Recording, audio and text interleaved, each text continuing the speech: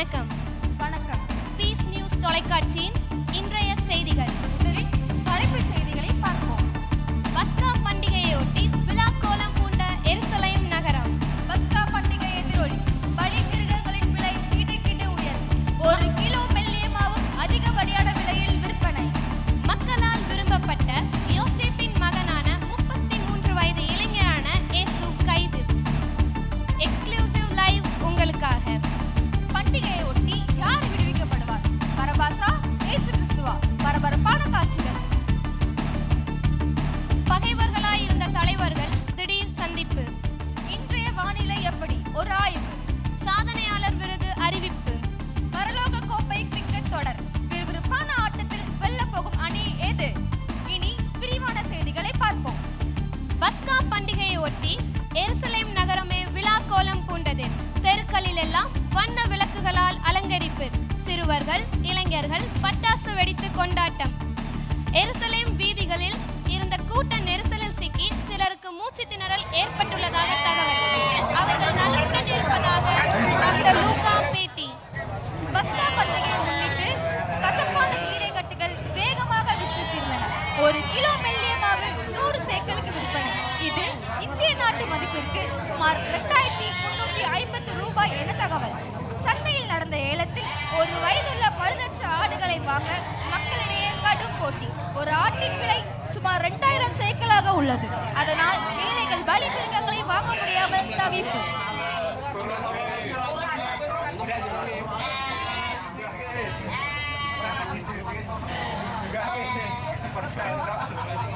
மக்களால் விரும்பப்பட்ட நாயகராகவும் பலவித அற்புதங்களை செய்தவராகவும் நோய்களை குணமாக்கியவராகவும் சொல்லப்பட்ட இயேசு கிறிஸ்து கெத்சமனே தோட்டத்தில் வைத்து கைது செய்யப்பட்டார்.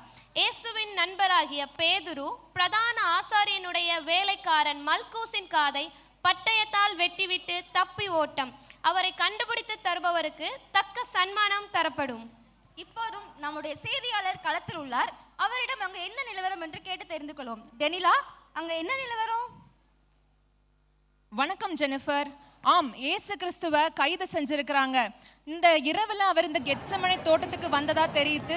அவர் தன்னுடைய நண்பர்களோட இந்த இடத்துக்கு வந்திருக்கிறாரு. அவருடைய நண்பர்கள் எல்லாம் ஒரு இடத்துல படுத்து தூங்கிட்டாங்களாம்.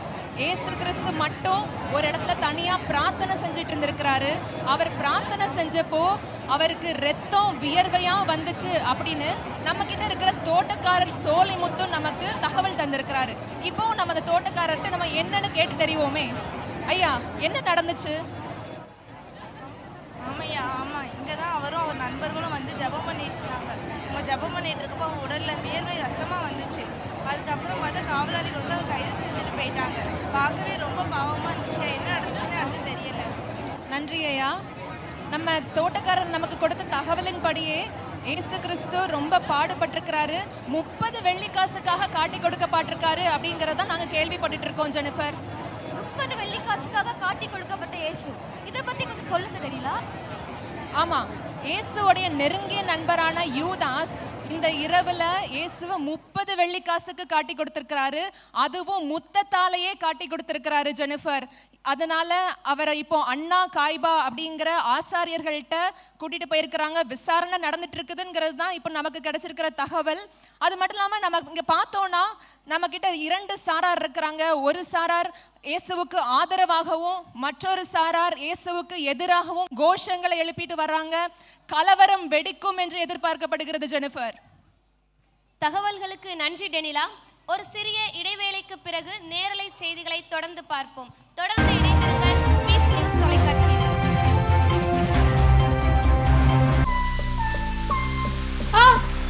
உங்க பேஸ்ல உப்பு இருக்கா?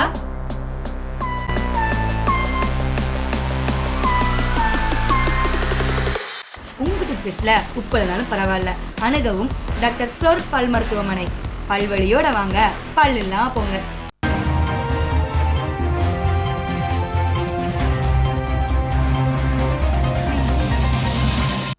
தொடர்ந்து செய்திகளை பார்ப்போம். இயேசு கிறிஸ்து காட்டி கொடுக்கப்பட்டார். இதை பற்றிய காரசாரமான கருத்துக்களை இப்ப பார்ப்போம். காண்போம் விவாத மேடை. இப்போ நம்மிடையே இரு சார்பார் இருக்காங்க. இயேசுவுக்கு சார்பா ஒரு தரப்பினரும் அவருக்கு எதிராக ஒரு தரப்பினரும் இருக்காங்க. அவருக்கு சார்பா வந்துட்டு சமூக ஆர்வலர் எஸ்தர் இருக்காங்க. அவருக்கு எதிராக வந்துட்டு வேதபாரகர் பிலோமினா இருக்காங்க. அவங்கள்ட்ட அதை பற்றி கேட்போம். சொல்லுங்க எஸ்தர். அதை பற்றி ஏன் கேட்கீங்க? அவர் நல்லவராக தான் இருந்தார். நான் பார்த்து வளர்த்த பையன். களவு செய்யக்கூடாதுனாரு, பொய் சொல்லக்கூடாதுனாரு. அவர் புகழ்ச்சி மென்மேலும் போகிறதுனால அதை பொறாமப்பட்டு பாவி பயலுக கைது செஞ்சுட்டு போயிட்டானுங்க. எம்மா, அவரை ஒன்றும் சும்மாலாம் நாங்கள் பிடிச்சி ஜெயிலில் போடலை. அவர் ஏகப்பட்ட குற்றங்கள் செஞ்சுருக்காரு. அவர் மேலே ஏகப்பட்ட கேஸ் இருக்குது. அவர் ஞாயிற்றுக்கிழமை அதுவும் ஜனங்களை குணமாக்குறேன்னு சொல்கிறாரு. மக்களோட பாவங்கள் எல்லாத்தையும் போக்குவேன்னு சொல்கிறாரு. தான் தேவனுடைய குமாரனம்மா. இதெல்லாம் விட இந்த ஆலயத்தை இடிச்சிட்டு 3 நாளை கெட்டிடுவாராம். அவரை எப்படி நாங்கள் சும்மா விட முடியும்? அதனால தான் பிடிச்சி ஜெயிலில் போட்டோம். ஏமா, இதெல்லாம் பெரிய குத்தமா என்ன? இந்தியாவில் கூட தான் எத்தனையோ பேர் ஊழல் பண்ணிட்டு ஜாலியாக இருக்காங்க. இப்போ கட்டின மனைவியை கட்டின புருஷனை விவாகரத்து பண்ணிட்டு சுதந்திரமாக இருக்காங்க. இதை விடவா ஏசு பெரிய தப்பு பண்ணிட்டாரு? இதெல்லாம் ஒத்துக்க முடியாதுமா. அது இந்தியா, இது யூதேயா. இங்கே நியாயப்பிரமாணத்தை மீறினா அது குற்றம்தான். தொடர்ந்து ஒரு சிறிய விளம்பரத்துக்கு பிறகு நாம் நேரலை செய்திகளை காண்போம்.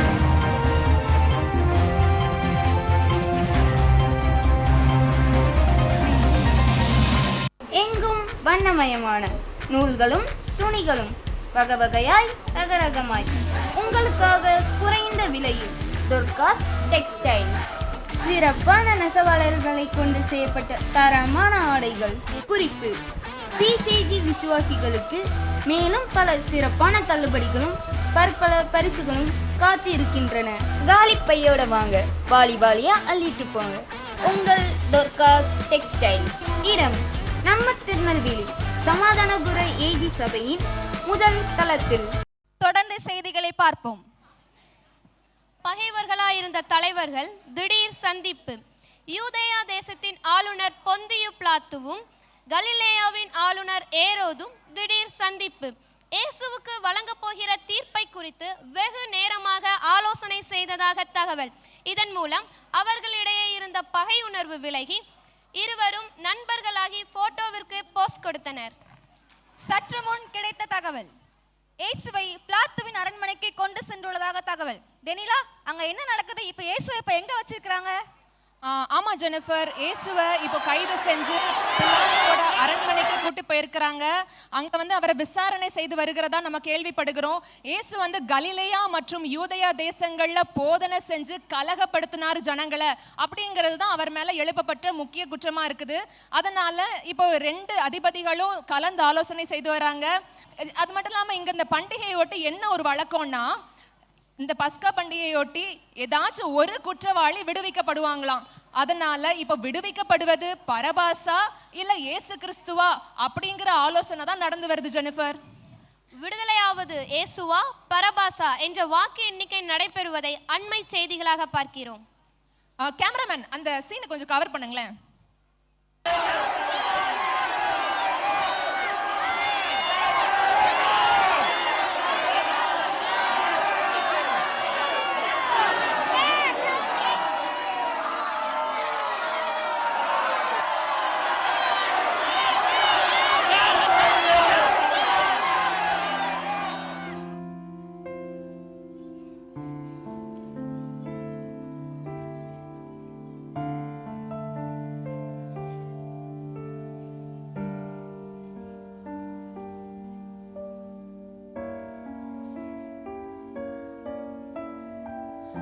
நமக்கு தீர்ப்பு வந்து விட்டது கோபி, ஜெனிஃபர்.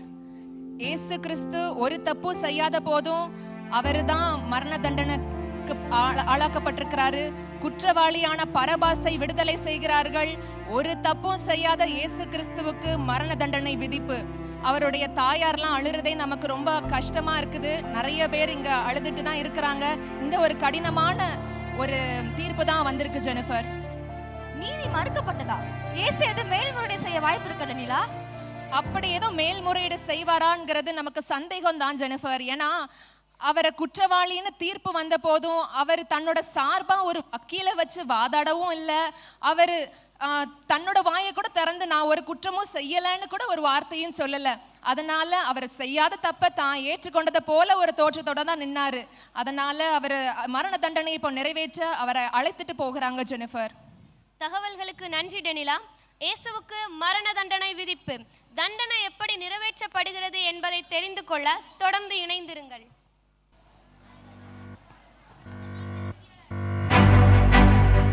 வாழ்நாள் சாதனையாளர் விருதுகள் அறிவிப்பு. சாதனையாளர்கள் தங்கள் விருதுகளை பரலோக எஜமான் கையால் வாங்க உள்ளனர். சிறந்த வில் வீரராக நிம்ரோத் தேர்ந்தெடுக்கப்பட்டுள்ளார். மிகுந்த சாந்த குணம் உள்ளவன் என்ற விருதை மோசே பெறுகிறார்.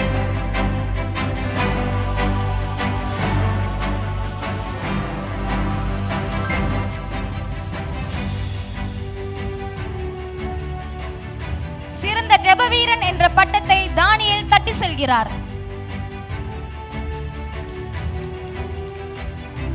நீடிய பொறுமைசாலிக்கான விருது யோபுவுக்கு வழங்கப்படுகிறது. வாழ்நாள் சாதனையாளருக்கான நோபல் பரிசுக்கு ஆபிரகாம் சொந்தக்காரராகிறார். விடாமுயற்சிக்கான விருது ஈசாக்கிற்கு அளிக்கப்படுகிறது. விசித்திர வேலை மன்னன் என்ற பட்டத்தை பசலேயேல் வெல்கிறார். ஹெல்தி பர்சன் என்ற ஆரோக்கிய பட்டத்தை மெத்துசலா பெறுகிறார். இதயத்திற்கு ஏற்றவன் என்ற பட்டத்தை தாவீது பிடித்துள்ளார். சிறந்த ஓட்டப்பந்தய வீரர் என்ற இடம் எலியாவிற்கு சொந்தமாகிறது. 3 நாட்கள் மீனின் வயிற்றில் இருந்து உயிரோடு திரும்பி வந்த யோனா கின்னஸ் புக் ஆஃப் ரெக்கார்ட்ஸில் இடம் பிடித்துள்ளார். சாதனையாளர்களுக்கு இந்தியா மற்றும் அமெரிக்கா பிரதமர்கள் தங்கள் வாழ்த்துதல்களை எக்ஸ் தளத்தில் பதிவு செய்துள்ளனர். வணக்கம் எஜமானே, இவ்வளவு பேர் பரிசுகள் எல்லாம் பெற்றது நீங்க எப்படி உணர்றீங்க? எல்லாரும் பரிசு வாங்கினது எனக்கு ரொம்ப சந்தோஷம். ஆனாலும் பூமியில மனம் திரும்புகிற ஒரு பாவி நிமித்தம் தான் எனக்கு மிகுந்த சந்தோஷம். உண்மையிலேயே அது பெரிய விஷயம்தான் எஜமானே. அது மட்டும் இல்லாம நம்ம வந்திருக்கிற ஜனங்களுக்கு நீங்க என்ன சொல்ல விரும்புறீங்க?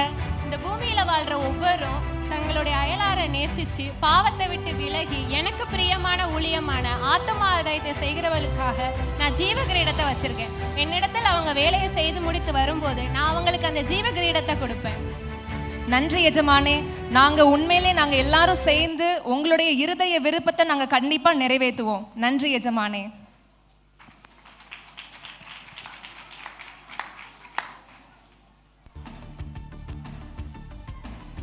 தொடர்ந்து செய்திகளை காண்போம். வானிலை செய்திகள். இன்று வெப்பம் 103 டிகிரி ஃபாரன்ஹீட் பதிவான நிலையில் திடீரென்று சுமார் 6 மணி நேரத்தில் இருந்து பூமி எங்கும் அந்தகாரம் நிலவி வருகிறது. சூரியன் இருளடைந்து காட்சி அளிப்பதால் பொதுமக்கள் பீதியில் ஆழ்ந்துள்ளனர். இந்தியாவில் உள்ள தமிழகத்தின் கடலோர பகுதிகளுக்கு ரெட் அலர்ட் கொடுக்கப்பட்டுள்ளது. மீனவர்கள் கடலுக்கு செல்ல வேண்டாம் என எச்சரிக்கப்பட்டுள்ளனர். கடலோர மக்கள் பாதுகாப்பு முகாம்களுக்கு அனுப்பி வைப்பு. இப்போதும் வரலாற்று செய்திகளில் கடந்து வந்த பாதையை பற்றி சுருக்கமாக பார்ப்போம். இது கதையல்ல, வரலாறு. பாபிலோனிய சால்வையை திருடி வீட்டிற்குள் ஒளித்து வைத்த ஆகான் பிடிபட்டார். ஷாத்ராக், மேஷாக், ஆபேத்நேகோ என்பவர்கள் தீயில் போடப்பட்டும் அவர்கள் மேல் அது பற்றாமலும் அந்த வாடை கூட அவர்கள் மேல் அடிக்காமலும் இருந்ததால் இது அதிசயமாக பார்க்கப்படுகிறது. போவாசிற்கும் ரூத்திற்கும் கோலாகலமாக திருமணம் நடந்தது. திருமண விழாவில் பல பிரபலங்கள் பங்கேற்பு. போர் செய்யும் போது கூட சில கோட்டைகள் தகர்க்கப்பட முடியாத நிலையில் யோசுவாவும் அவன் கூட்டத்தினரும் துதி செய்தே பலத்த எரிகோவை தகர்த்தனர். பீஸ் ஏஜி சபையில் சுமார் 300க்கும் அதிகமான வாலிபர்கள் இருக்கும் நிலையில் யூத் மீட்டிங்கில் அநேகரை காணவில்லை என்று C1 போலீஸ் ஸ்டேஷனில் பாஸ்டர் பிரேம் அவர்கள் புகார் அளித்துள்ளார். அவர்கள் முதியோர் பட்டியலில் சேர்ந்து விட்டனரா என்ற கோணத்தில் போலீசார் தீவிர விசாரணை செய்து வருகின்றனர். தொடர்ந்து நேரலை செய்திகளை பார்ப்போம். இயேசு கிறிஸ்துவுக்கு என்ன நடக்க போகுது டெனிலா? ஜெனிஃபர், இயேசு கிறிஸ்து பல கொடுமைகளை அனுபவித்து பலவித சித்திரவதை செய்யப்பட்டு தன்னுடைய ஜீவனை விட்டார். நம்ம இப்ப கூட அந்த காட்சிகளை கோப்பு காட்சிகளா உங்களுக்கு காண்பிக்க போறோம். இருதய பலவீனம் உள்ளவர்கள் அதை பார்க்க வேண்டாம் என்று கேட்டுக்கொள்கிறோம்.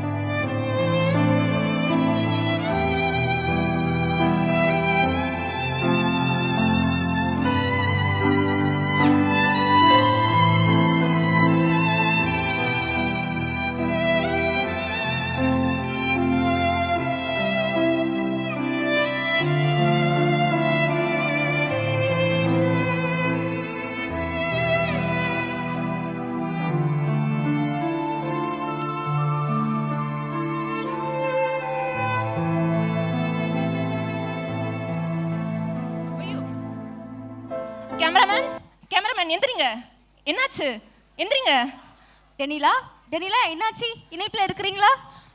ஒரு 2 நிமிஷம் கொடுங்க. இந்த காட்சிகள் எல்லாம் பார்த்து நம்மளோட கேமராமேன் மயக்க போட்டு விழுந்துட்டாரு. ஒரு 2 நிமிஷம் கொடுங்களேன். டெனிலா, எங்களால உங்களை கேட்க முடியுது, ஆனா உங்களை பார்க்க முடியல. ஒரு நிமிஷம்.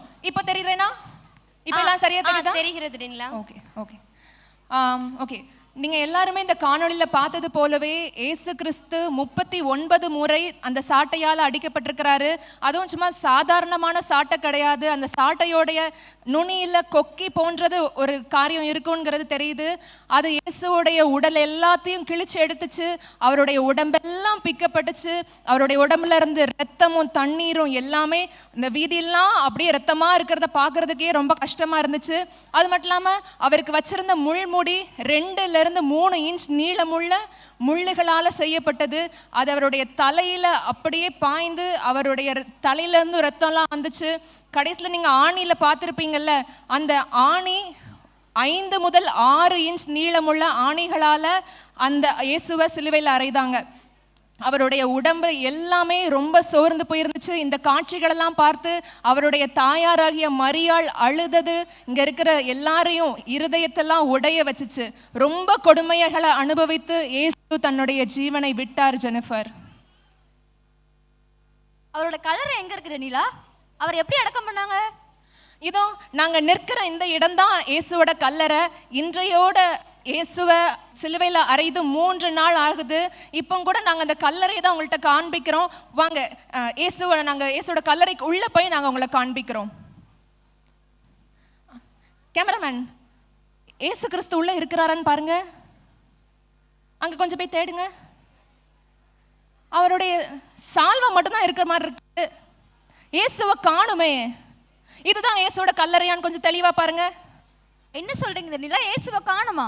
ஆமாங்க, இந்த இயேசுவோட கல்லறை, சரியான கல்லறையில தான் நிக்கிறோம். ஆனா இயேசு கிறிஸ்துவை இங்க காணோம். யாரு கூட்டிட்டு போனாங்க, யார் எடுத்துட்டு போனாங்கன்னு வேற தெரியலையே. ஒரே அதிசயமா இருக்கு இந்த இடத்துல. யாரு நீங்க இந்த இடத்துல வந்து நிக்கிறீங்க? நீங்க தான் இயேசுவை தூக்கிட்டு போனீங்களா? நாங்க உங்களை போலீஸ்ல கம்ப்ளைண்ட் பண்ணட்டுமா? நீங்க என்ன பண்ணீங்க இயேசுவை? நீங்க யாரு? ரொம்ப பிரகாசமாவும் இருக்கீங்க, வித்தியாசமா இருக்கீங்க. நீங்க யாரு? உங்களுக்கு இன்னுமா தெரியல? இயேசு கிறிஸ்து இந்த உலகத்துக்கு வந்து மரித்து 3ஆம் நாள் உயிரோடு எழும்புறது தான் தேவனுடைய திட்டம்.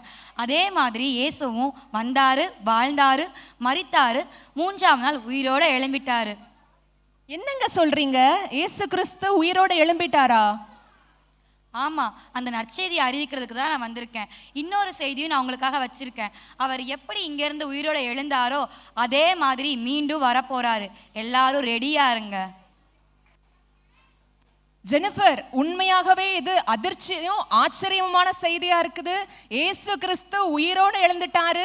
அவருக்கு தெரிந்த, அவருக்கு பிரியமான எல்லாருக்குமே இது உண்மையான நற்செய்தி தான். அது மட்டும் இல்லாமல் அந்த தேவதூதன் இன்னொன்னு சொன்னாரு, நம்ம எல்லாரும் அவருடைய வருகைக்கு ஆயத்தமாகணுமா. ஜெனிஃபர், இந்த நேரத்தில் கூட நாங்க சொல்லிக்க விரும்புறது என்னதுன்னா, இயேசு கிறிஸ்து இந்த இடத்துல இல்லை. அதனால இந்த நியூஸை ஃபிளாஷ் நியூஸா போடுங்க ஜெனிஃபர். இந்த உலகத்தில் இருக்கிற எல்லாருக்கும் பெரும் மகிழ்ச்சி உண்டாகட்டும். ஜெனிஃபர், பீஸ் செய்திகளுக்காக ஒளிப்பதிவாளர் ஜெபாவுடன் உங்கள் டெனிலா. மிக முக்கிய செய்தி, மரித்த இயேசு உண்மையாகவே உயிரோடு எழுந்தார். அவருக்கு பிரியமான எல்லாருக்குமே இது இனிமையான செய்தி. இனி விளையாட்டு செய்திகளை பார்ப்போம். பரலோக அணிக்கும் சாத்தான் அணிக்கும் இடையே நடந்த 3 நாள் கிரிக்கெட் தொடரில் முதலில் பேட் செய்த சாத்தான் அணி அனைத்து விக்கெட்டையும் இழந்து 190 ரன்கள் அடித்திருந்தனர். பின்னர் பேட்டிங் செய்த பரலோக அணியில் முதலில் பேட் செய்த ஆதாம் கிளீன் போல்ட் ஆனார். பின்னர் பேட்டிங் செய்த ஆபிரகாம், ஈசாக்கு, மோசே மற்றும் தாவீது நல்ல ரன்களை சேர்த்தனர். ஞானியாகிய சாலமோன் ரன் குவிப்பார் என்று எதிர்பார்க்கப்பட்ட நிலையில் வெறும் 10 ரன்களில் ஆட்டமிழந்தார். பின்னர் களமிறங்கிய கேப்டன் இயேசு கிறிஸ்து பொறுப்புடன் ஆடி கடைசி பந்தில் 6 அடித்து பரலோக அணி வெற்றி பெற வழிவகுத்தார். சிறப்பாக விளையாட இயேசு கிறிஸ்துவுக்கு ஆட்டநாயகன் விருது வழங்கப்பட்டது.